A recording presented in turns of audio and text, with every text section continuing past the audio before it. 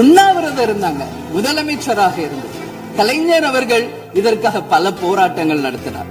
அண்ணன் ஸ்டாலின் அவர்கள் பல தீர்மானங்களை நிறைவேற்றி இருக்கிறார்கள். அது மட்டும் இல்லை, இதுவரைக்கும் முதல்வராக இருந்த அத்தனை பேருமே இதற்காக நாம பேசி இருக்கிறோம், போராடுகிறோம், சட்ட ரீதியாக நாம் அதற்கான தீர்வுகளை காண்கிறோம்.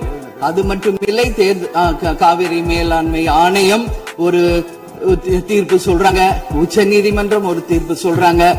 எதுவும் பேசியும் இதுவரைக்கும் தீர்வு இல்லை. இப்பொழுது முதல்வராக பதவியேற்றிருக்கும் சிவகுமார் அவர்கள் சொல்றாரு, நாங்க பேச தயாராக இருக்கிறோம் என்று. நமது முதல்வரும் சிவகுமார் அவர்களும், நான் என்ன சொல்றேன், இது எல்லாரும் மக்களுடைய, இப்போ இந்த அவை இது முக்கியமான சட்டமன்றம். இங்க வந்தவொன்னு எல்லாருக்கும் என்ன கொடுக்கறாங்க? தண்ணி தான் கொடுக்கறாங்க. அப்போ ஒவ்வொரு மனிதருக்கும் தண்ணி தான் முக்கியம். இன்னைக்கு காவேரி தாயின்னு தான் நம்ம சொல்றோம்.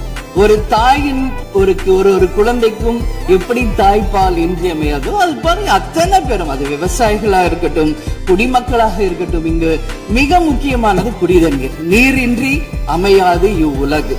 அதனால முதல்வர் அவர்களே, உங்களை நான் கேட்டுக்கிறது, எப்படி மின் மிகை மாநிலமாக தமிழகத்தை உருவாக்கணுமோ அது மாதிரி மின் மிகை நீர் மேலாண்மையை நாம் நிச்சயம் உருவாக்க வேண்டும் என்று கேட்டுக்கொள்கிறேன்.